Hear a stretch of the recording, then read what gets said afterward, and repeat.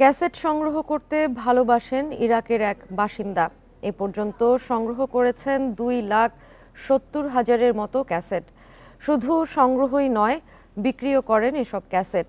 হারিয়ে যাওয়া ক্যাসেট যুগের গান এই আধুনিক যুগে শুনলে মানুষের মধ্যে স্মৃতিকাতরতা কাজ করবে বলে জানান তিনি।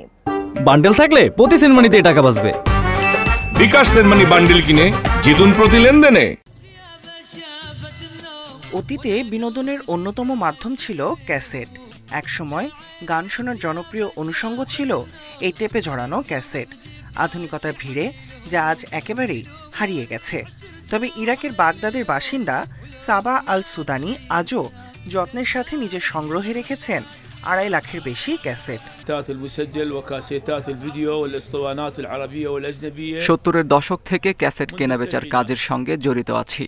সেখান থেকেই ক্যাসেট সংগ্রহের প্রতি একটা দুর্বলতা অনুভব করি। আমার কাছে ইরাকি, আরব এবং বিদেশি গায়কদের প্রচুর ক্যাসেট রয়েছে। অন্তত 2,70,000-এর মতো ক্যাসেট আমার সংগ্রহে রয়েছে।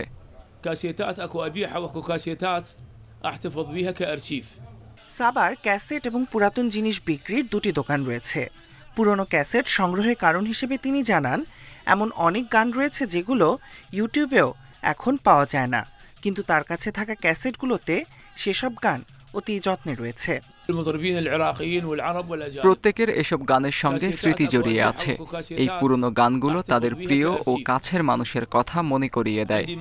আমার কাছে থাকা এক একটি ক্যাসেট এক একটি ঐতিহ্যের মতো। 1990 থেকে 2000-এর দশকে কমতে থাকে ক্যাসেটের জনপ্রিয়তা। সাবা জানান, তার কাছে ক্যাসেট কিনতে মূলত তারাই আসেন যাদের কাছে পুরনো মডেলের গাড়ি রয়েছে, আর পথ চলায় ক্যাসেটের গান অন্যরকম আবহ তৈরি করে বলে মনে করেন তিনি। Tahmid Abrar, independent news.